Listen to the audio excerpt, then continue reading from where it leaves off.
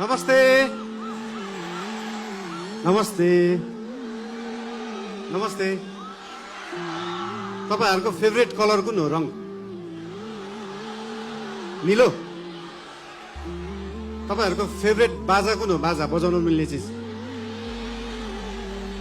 यसपालि के गर्ने त्यसलाई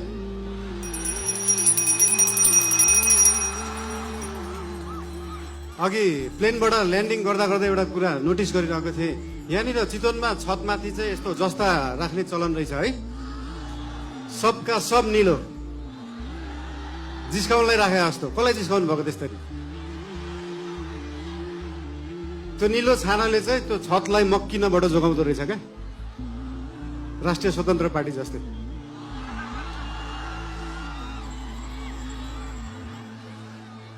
चितवन अघि झर्दै गर्दाखेरि एकजना भाइले भन्नुभयो दाइ देशभरि जाँदाखेरि जसरी टुरिज्म प्रमोसन गर्नु भएको थियो एकचोटि चितवनको पनि टुरिज्म प्रमोसन गरिदिनु होला भनेर मैले भने मेसीलाई फुटबल खेल्न सिकाउनु पर्छ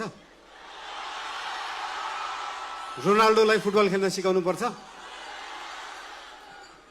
हाम्रो चितवनका हाम्रा थारू समुदायमा भएका होमस्टेहरू रिसोर्टहरूमा देख्न सकिन्छ कि यहाँको उत्पादन यहाँको लुगा यहाँको म्युजिक यहाँको खानेकुरालाई कसरी उहाँहरूले टुरिज्म प्रमोसनको लागि उहाँहरूले विश्वमा चिनाउनु भएको छ त्यो हेर्दाखेरि चितवनले चाहिँ देशलाई टुरिज्म प्रमोसन सिकाउनु पर्छ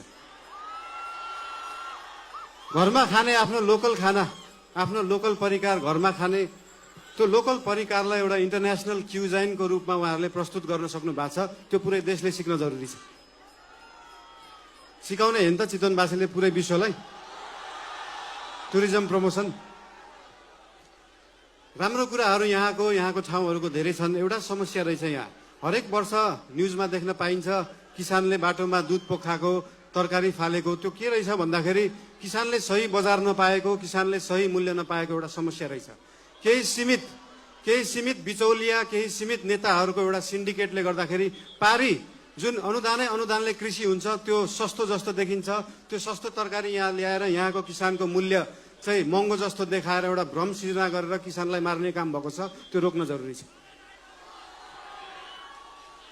फेरि यो चीज समाधान गर्दै गर्दाखेरि ओहो महँगो तरकारी खानुपर्ने भयो जस्तो लाग्ला त्यो भ्रम हो त्यो भ्रमलाई चाहिँ चिर्न जरुरी छ नेपालमै उत्पादन भएको सस्तो बिजुलीलाई नेपालकै सस्तो कोल्ड स्टोरमा सिजनको बेला जुन बेला तरकारी सस्तो हुन्छ त्यो बेला स्टोर गरेर राखियो भने भोलि महँगी हुने सिजनमा सेम मूल्यमा बेच्न सकिन्छ किसानले पनि मूल्य पाउँछ खाने मान्छेले पनि सस्तोमा तरकारी किन्न सक्छ त्यो गर्न चाहन्छौँ हामी तपाईहरुले याद गर्नु भएको छ देशभरि जुन लामो दूरीको यातायात ट्रकहरूमा नारायणी लेखा हुन्छ याद गर्नु भएको छ नम्बर प्लेट जसरी त्यो लोकल बसहरू लामो दूरीको बसहरूको हब भएको छ यो चितवन त्यसरी नै पूर्वदेखि पश्चिमसम्मको तरकारीलाई कोल्ड स्टोरेजमा स्टोर गर्ने हब बन्न सक्छ चितवन त्यो बनाउन जरुरी छ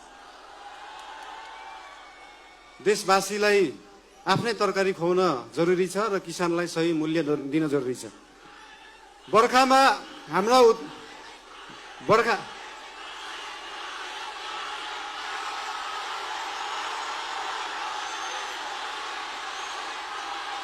I love you. बोलने दिँदैन यार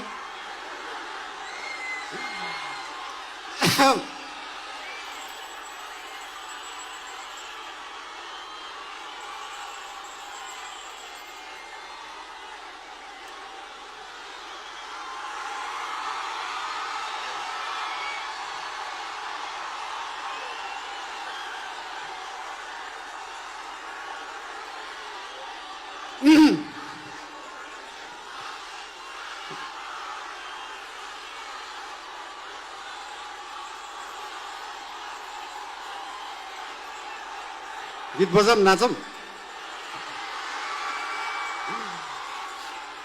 बर्खाको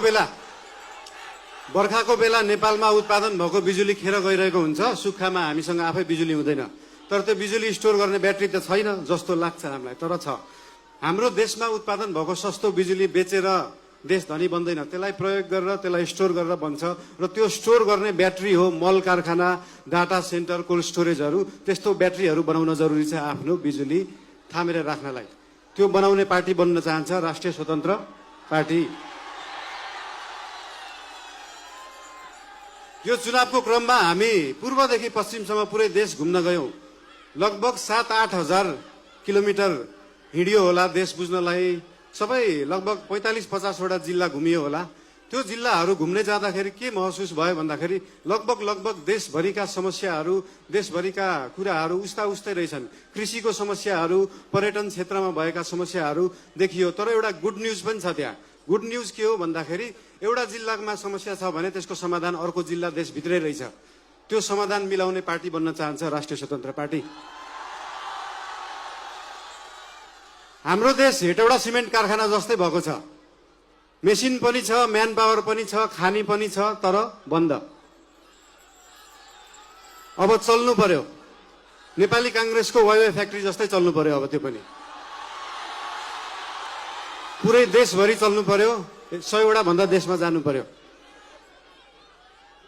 त्यसरी देशका उद्योग कल कारखानाहरूलाई चलाउने पार्टी बन्न चाहन्छ। अब यहाँ आइयो, तपाईहरुलाई भेटियो, धेरै खुसी लाग्यो। तपाईहरु किन टेन्सन लिनुहुन्छ क्या? पार्टीको सभापति नै यही उठ्नु भएको छ, केको टेन्सन? तपाईहरुका समस्या, पुरै देशको समस्या सभापतिज्यू, हामी सबै पार्टीका नेतागण कार्यकर्तादेखि लिएर तपाई हामी सबै मिलेर अब देश बनाउने हो।